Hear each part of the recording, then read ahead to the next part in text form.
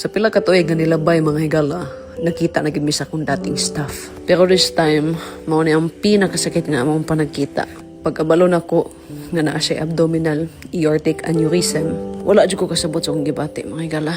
Usa na ko ni siya ka staff sa una nga nahimo na kong best friend. Bago ni siya nang-apply sa akong mga higala, wala na ko nagduha-duha ako siyang gidawat pagkabalo nako na kung unsa siya ka-fighter aning kinabuhi. Sa una mga higala, namatayan ni siya og kambal nga anak. Actually until na wala pa ko na siya ka-move on sa sitwasyon. Pero mas naguol lang ko samot pagkabalo nako kung unsay sitwasyon niya karon. Unang ako siyang giingnan nga kang ato diri sa kuha. Gusto na ko ipakita sa imo kung unsa kanindot ang kinabuhi. Gusto na ko makabalo ka nga nakako-permi para sa imo ha.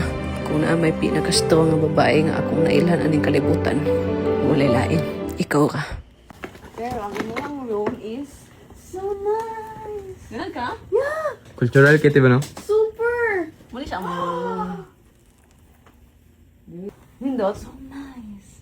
Ganun ka? Yeah. Diri sa ka. Okay na ka, diri mo lang fan isa. Paano lang mo fan? Hala.